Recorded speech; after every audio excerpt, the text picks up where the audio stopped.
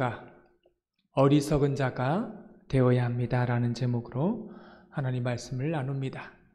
세상 사람들을 보면, 또 교회 안에 사람들을 보면 미련한 사람들이 있습니다. 어리석은 사람들이 있습니다. 지식도 없고 지혜도 없고 관계도 없는 어리석은 사람들이 있는데요. 이 사람들의 특징을 보면 몇 가지가 있습니다.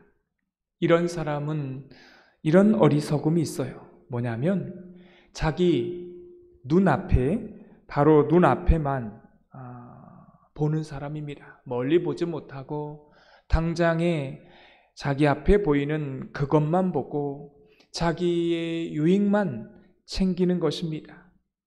자기 밥그릇만 챙기는 그런 사람을 보면 나중에 큰 것을 놓치고 있다는 것도 모르는 사람. 이 사람은 참으로 어리석은 사람입니다. 미련한 사람입니다. 또한 돈은 버는데 관계를 잃어버린 사람들이 있습니다. 이런 사람들을 보면 나중에 크게 당하는 걸 봅니다. 정작 자신에게 어려움이 올 때 도움을 받지 못하는 일들을 보게 됩니다. 이게 바로 어리석은 사람이고 미련한 사람의 특징입니다. 사도 바울을 보니까 교회 안에 이 지혜로운 사람도 있고 지식이 있는 사람도 있고 진짜 어리석은 사람도 있다는 겁니다. 그런데 오늘 성경은요, 아주 역설적으로 18절에 이렇게 시작합니다. 우리 18절을 다 같이 읽도록 하겠습니다. 아무도 자신을 속이지 말라. 너희 중에 누구든지 이 세상에서 지혜 있는 줄로 생각하거든 어리석은 자가 되라. 그리하여야 지혜로운 자가 되리라. 아멘. 오늘 말씀에 하나님의 놀라운 원칙이 있습니다. 어리석은 자가 되면 지혜로운 자가 될 것이라고 말씀하고 있습니다. 그럼 이걸 거꾸로 말해보면 이런 겁니다. 지혜로운 자가 되면 하나님께서 그를 어리석은 자로 만들어 놓으신다라고 하는 것입니다. 그런데 이 말씀 안에는요, 앞에 숨겨진 단어가 있습니다. 그 단어는요, 자칭이라는 단어입니다. 스스로 지혜 있다 말하는 자를 말하는 것입니다. 자기 자신이 스스로 지혜 있다, 나는 지식이 있다라고 말하는 사람은 하나님께서 어떻게 하신다고요? 어리석은 자로 만들어 버리신다는 것입니다. 그러한 말씀을 오늘 본문 가운데 하십니다. 여러분, 이 말씀 안에는 큰 전제가 담겨져 있습니다. 그것은 세상의 지식을 버려라, 이런 의미가 아닙니다. 공부 우리는 해야 됩니다. 그래서 종교개혁자들은 한 손에 뭘 들으라고요? 신문을 들었다라면 또 다른 한 손에는 뭘 들으라고 말합니까? 성경을 들으라고 말합니다. 여러분, 성경은 지식을 말하는 게 아니라 지혜를 말하는 것이 아니라 사실은 세상을 꿰뚫어 볼 수 있는 하나님의 영성을 가지라는 말입니다. 믿음을 가지라는 말이죠.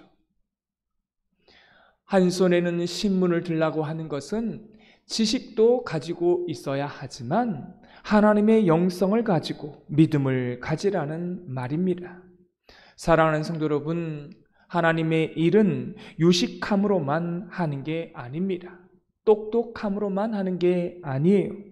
유식함도 필요하고 똑똑한 것도 필요합니다. 지식도 필요합니다. 여기에다가 성령을 더해지면 그 사람이 결국은 그 일을 해낸다라고 하는 것입니다.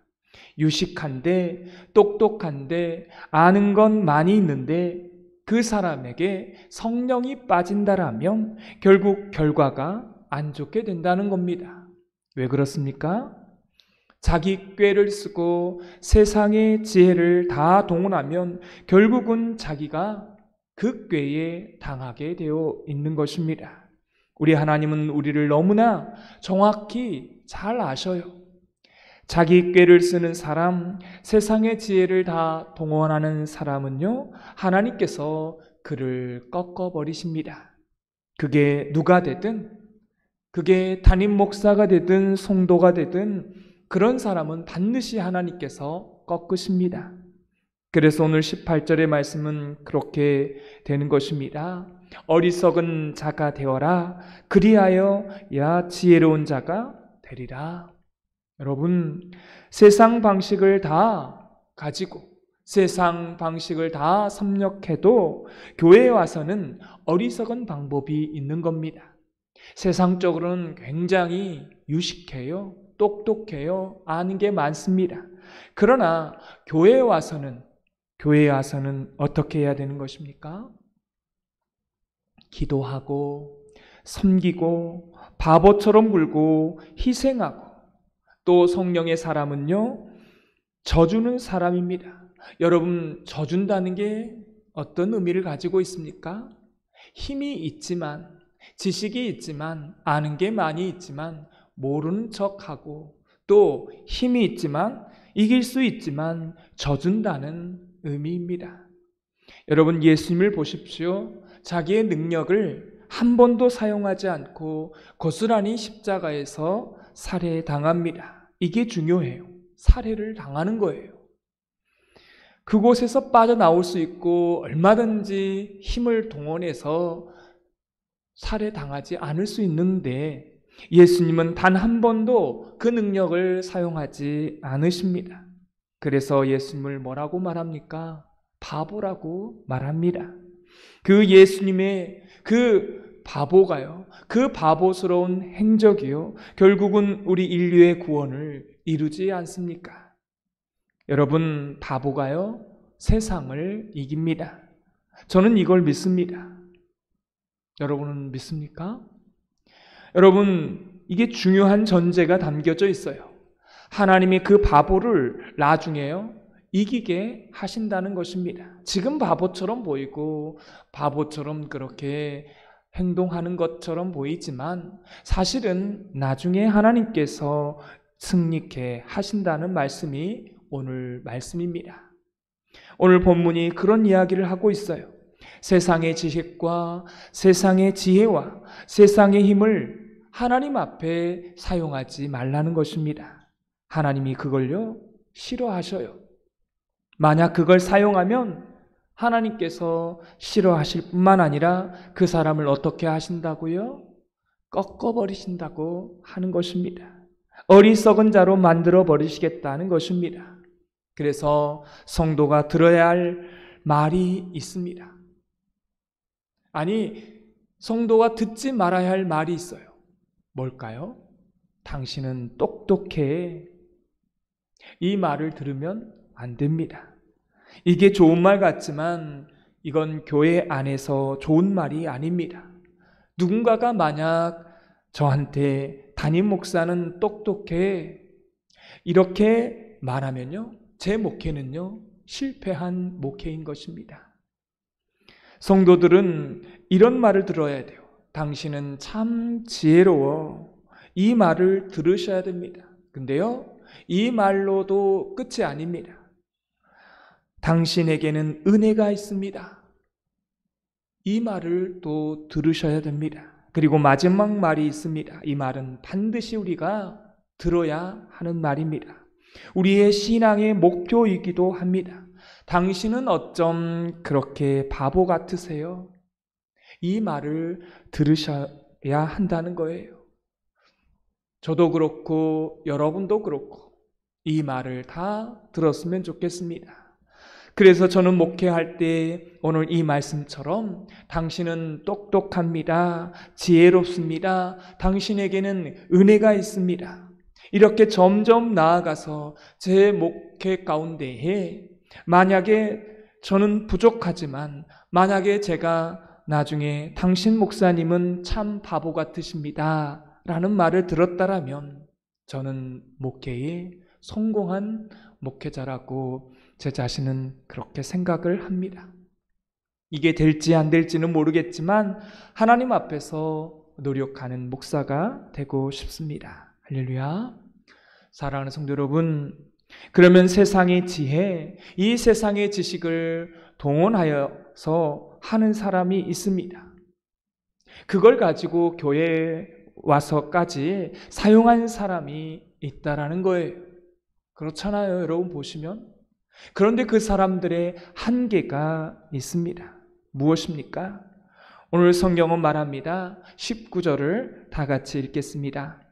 이 세상 지혜는 하나님께 어리석은 것이니 기록된 바 하나님은 지혜 있는 자들로 하여금 자기 꾀에 빠지게 하시느니라 하였고, 여기서 중요한 게 있습니다.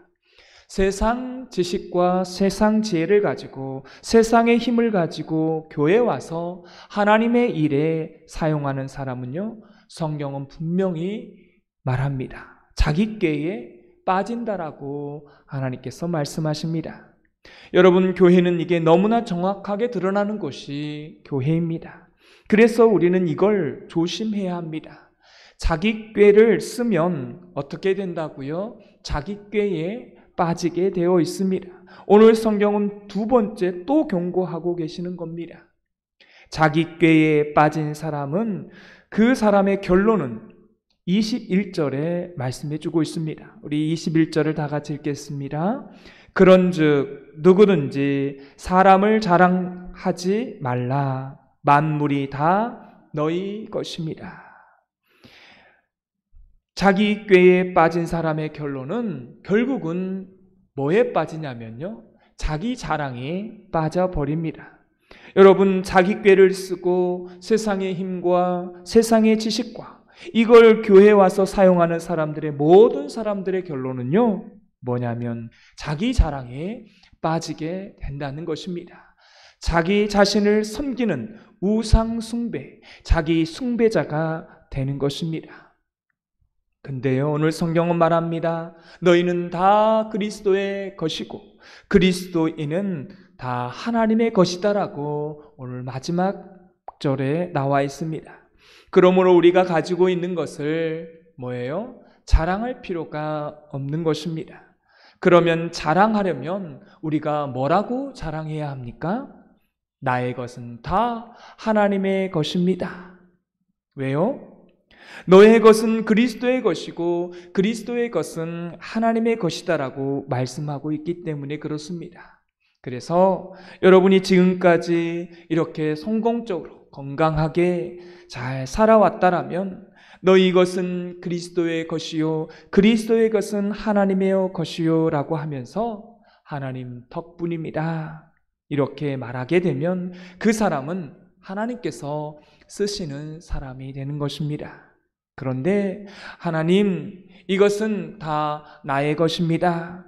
여러분, 여기서 멈추는 사람은요, 하나님께서 그 길을 빼앗아, 그의 것을 빼앗아 버리십니다. 왜냐하면 하나님의 것이니까요. 그것은 하나님의 것이니까 다 빼앗아 버리는 겁니다. 말씀을 맺습니다. 사랑하는 성도 여러분, 오늘 하루를 살아가시면서 또한 이번 명절을 또한 지내면서 항상 여러분에게 오는 시험이 있을 것입니다. 똑똑하게 살아라. 지혜롭게 살아라. 여기에 여러분 넘어가지 마시고요. 지혜와 지식, 이 세상의 지식은요, 사실 갖추고는 있어야 돼요. 그러나 마지막 순간에는 한번 어리석어 보십시오. 바보가 한번 되어 보십시오. 여러분, 자녀들이 멀리서 찾아왔잖아요. 명절에 손주들이 찾아왔잖아요. 그러면 할머니 또 에게 이렇게 이야기를 하는 거예요. 어머니에게 이렇게 이야기하는 거예요. 어머니는 왜 그렇게 한평생 바보처럼 사셨습니까? 할머니, 왜 할머니는 그렇게 바보 같아요? 여러분, 이런 이야기, 이런 말을 듣는다라면 여러분의 인생은요, 어때요? 성공한 인생인 것입니다. 세상 지혜, 세상 지식 혹시 없을 수도 있지만 자녀를 향해서 그 사랑을 쏟아 놓았기 때문에 바보처럼 자기 자신은 못 먹고 못 입고 못 쓰고 그렇게 하지만 자녀들이 이렇게 훌륭하게 잘 키웠다라고 부모님께 와서 그렇게 이야기를 한다라면 여러분의 인생은 헛되게 어리석게 살지 않으셨다라는 것입니다.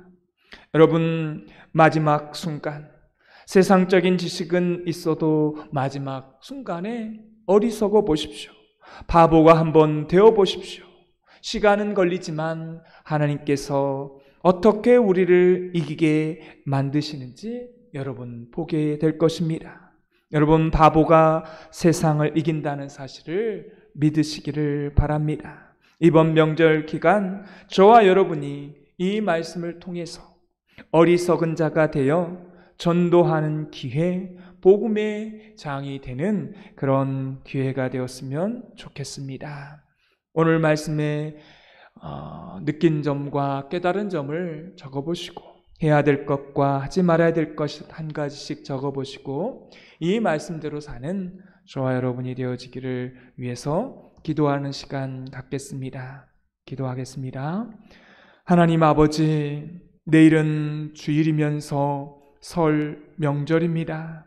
우리의 자녀 손들이 오고 갈 때에 안전하게 건강하게 오고 가게 하여 주시고 지켜 주시옵소서. 오늘 말씀처럼 세상 지혜도 있으면서 성령의 사람이 되어서 눈앞에 보이는 것만 쫓아가지 않고 눈앞에 보이는 것만 생각하지 않고 당장의 이익 때문에 관계를 잃지 않는 그런 하나님의 사람, 영성의 사람, 믿음의 사람으로 승리하는 이번 명절이 되게 하여 주옵소서. 믿지 않는 가족과 믿지 않는 친척들에게 하나님 덕분입니다. 하나님을 자랑할 수 있는 그런 복음을 전할 수 있는 기회가 되게 하여 주옵소서.